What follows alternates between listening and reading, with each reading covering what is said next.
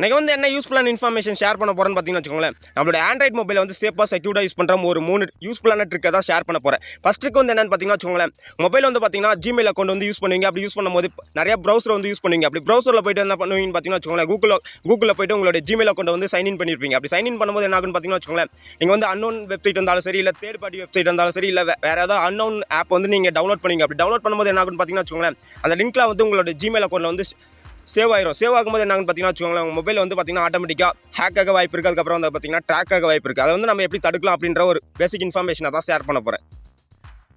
First trick வந்து என்னென்னு பார்த்தீங்கன்னா வச்சுக்கோங்களேன், மொபைல் வந்து ஜிமெயில் ஆப் வந்து ஓப்பன் பண்ணிக்கோங்க. ஓப்பன் பண்ணிட்டு உங்களுடைய பர்மனெண்ட் மெயில் ஐடி வந்து செலக்ட் பண்ணிக்கோங்க. செலக்ட் பண்ணிட்டு கூகுள் அக்கௌண்ட் சொல்லிட்டு ஒரு ஆப்ஷன் இருக்கும். அந்த ஆப்ஷனை வந்து ப்ரெஸ் பண்ணிக்கோங்க. ப்ரெஸ் பண்ணிங்கன்னா சர்ச் பாரில் போய்ட்டு வெப் ஆப் ஆக்டிவிட்டின்னு சொல்லிட்டு டைப் பண்ணுங்கள். வெப் ஆக்டிவிட்டின்னு சொல்லிட்டு சர்ச் பண்ணிங்கன்னா வெப் ஆப் ஆக்டிவிட்டி, அதுக்கப்புறம் வந்து பார்த்தீங்கன்னா டேட்டா அண்ட் ப்ரைவசின்னு சொல்லிட்டு ஒரு ஆப்ஷன் வரும். அந்த ஆப்ஷன் வந்து ப்ரெஸ் பண்ணிக்கோங்க. ப்ரெஸ் பண்ணிட்டு கீழே வந்து ஸ்க்ரோல் பண்ணிங்கன்னா வச்சுக்கோங்களேன், கீழே வந்து பார்த்தீங்கன்னா வெப் ஆப் ஆக்டிவிட்டி வந்து பார்த்தீங்கன்னா ஆனில் இருக்கும். அதை வந்து டர்ன் ஆஃப் பண்ணிக்கோங்க.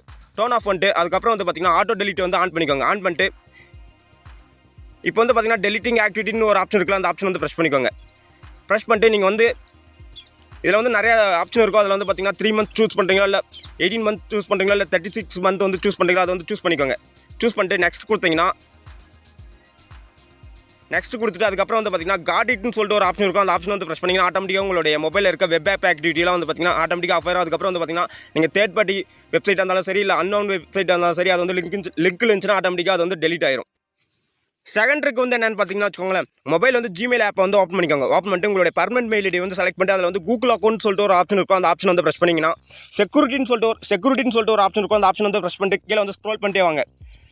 ஸ்க்ரோல் பண்ணிட்டு வந்தீங்கன்னா வச்சுக்கோங்களேன், your connection to third party apps and சர்வீசஸ்ன்னு சொல்லிட்டு ஒரு ஆப்ஷன் இருக்கும். அந்த ஆப்ஷன் வந்து பார்த்தீங்கன்னா வச்சுக்கோங்களேன், கீழே வந்து பாருங்கள், இதில் வந்து பார்த்தீங்கன்னா உங்கள் மொபைல் வந்து எந்தெந்த தேர்ட் பார்ட்டி ஆப் இருக்கோ அதை வந்து செலக்ட் பண்ணிக்கோங்க. நீங்கள் வந்து எந்தெந்த ஆப் வந்து தேர்ட் பார்ட்டி ஆப்பில் வந்து பார்த்தீங்கன்னா அது உங்கள் மொபைல் இன்ஸ்டால் பண்ணி அதுக்கப்புறம் வந்து பார்த்தீங்கன்னா வச்சுக்கோங்களேன், உங்களுடைய ஜிமெயில் அக்கௌண்ட்டை வந்து லிங்க் பண்ணியிருக்கணும். அந்த ஆப் வந்து ஷோ ஆகும். அது வந்து நீங்கள் எந்தெந்த ஆப் வந்து உங்களுக்கு வேணான்னு தோணுதோ அந்த ஆப் வந்து செலக்ட் பண்ணிக்கோங்க.